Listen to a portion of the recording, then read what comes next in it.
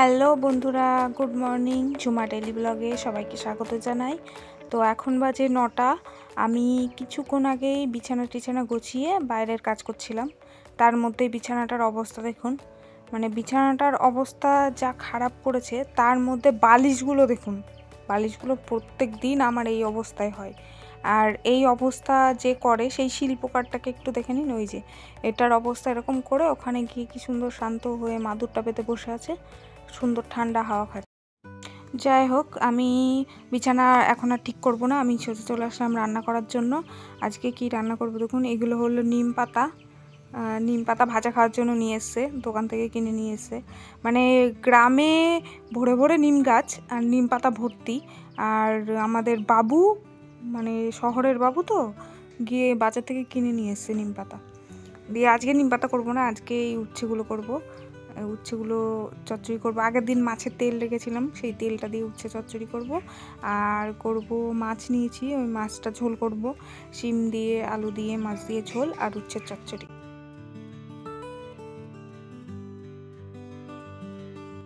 আমি করলার এই ভিতরের এইগুলো, এই যে বীজগুলো থাকে, এইগুলো আমি ফেলে দিই। আমি কখনো এগুলো নিই না, চামচ দিয়ে আমি ভালো করে এগুলো বের করে ফেলে দেব।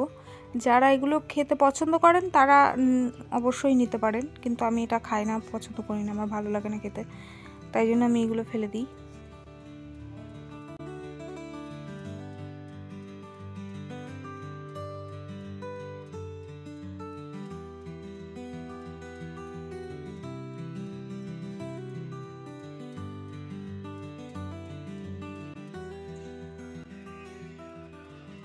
এই যে সব সবজিগুলো আমি কেটে নিয়েছি, উচ্ছে, আলু, শিম, এটা শিমের আলু, টমেটো, লঙ্কা, রসুন আর পেঁয়াজ আর এই লঙ্কা।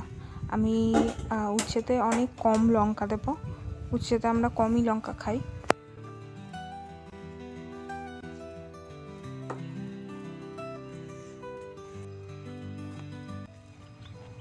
এবার কড়াই গরম হলে দিয়ে দিলাম তেল।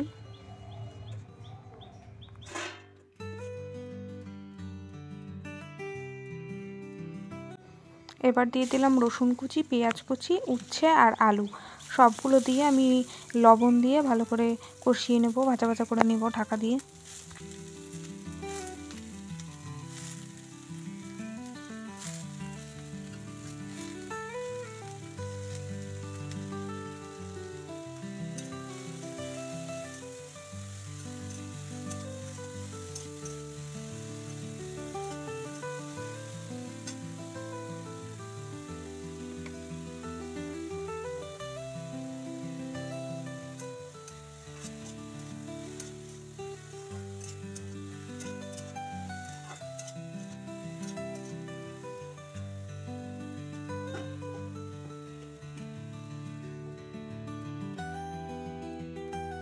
ঢাকা দেওয়ার ফলে তরকারি থেকে যে জলটা বেরিয়েছিল সেই জলটা শুকিয়ে গেছে। এবার আমি সামান্য পরিমাণ জল দিয়ে দেবো, তারপর গুঁড়ো মশলাগুলো দিয়ে দেবো।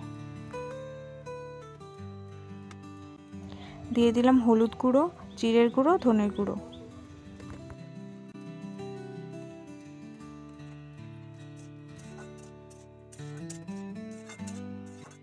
মশলাগুলো ভালো করে তরকারির সাথে মিশিয়ে নিয়ে এবার দিয়ে দিলাম ভেজে রাখা তেল, মাছের তেল, যেটা আমি আগের দিন ভেজে রেখে দিয়েছিলাম।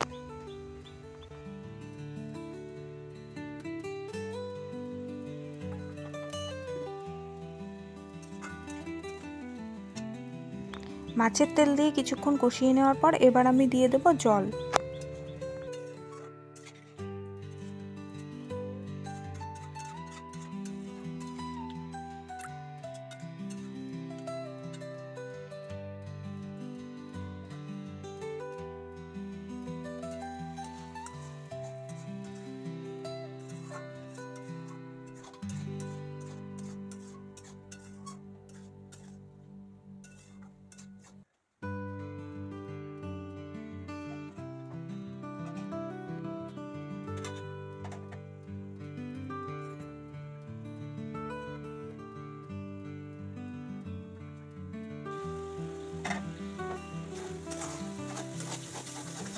এবার আমার তরকারিটা হয়ে গেছে, আলুগুলো দেখুন পুরো ঘেটে ঘেটে গেছে, পুরো মাখা মাখা হয়ে গেছে তরকারিটা। এবার আমি তরকারিটা নামিয়ে নেব।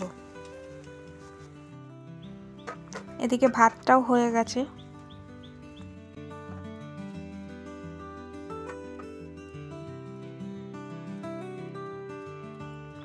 আবার কড়াই বসিয়ে দিয়েছি, কড়াই গরম হলে দিয়ে দিয়েছি সাদা তেল। এবার কেটে রাখা শিমগুলো আমি একটু লবণ আর হলুদ দিয়ে ভেজে নেব।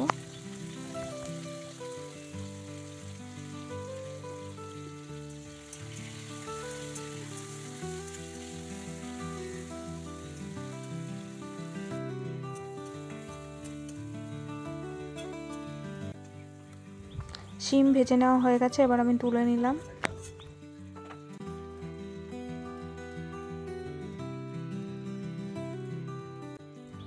ওই তেলের মধ্যে দিয়ে দিলাম সামান্য জিরে ফোড়ন, দিয়ে দিলাম পেঁয়াজ আর লঙ্কা,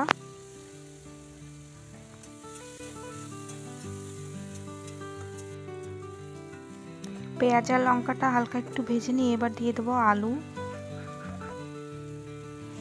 আলুটা লবণ দিয়ে একটু ভাজা ভাজা করে নেব। এবার দিয়ে দিলাম একটা টমেটো।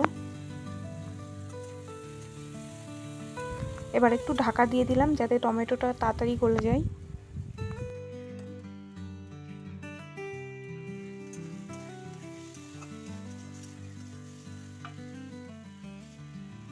ভেজে রাখা শিমগুলো এবার এর মধ্যে দিয়ে দিলাম।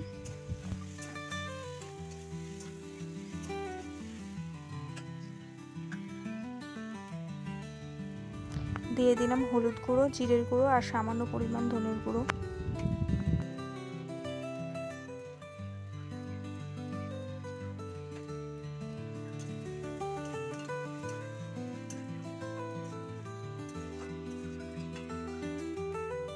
কষিয়ে নিয়ে এবার দিয়ে দিলাম পরিমাণ মতো জল।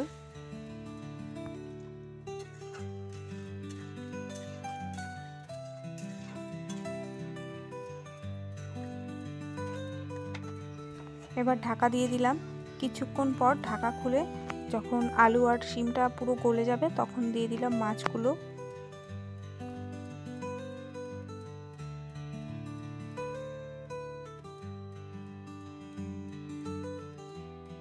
মাছটা দেওয়ার পর 2 মিনিট মতো ফুটিয়ে এবার আমি নামিয়ে নেব। তরকারি হয়ে গেছে। আজকের ভিডিও এখানেই শেষ করছি, দেখা হবে পরের ভিডিওয়। যদি চ্যানেলে নতুন হন তাহলে চ্যানেলটা সাবস্ক্রাইব করে যাবেন, আর ভিডিওটা ভালো লাগলে অবশ্যই একটা লাইক করে যাবেন। Thank you.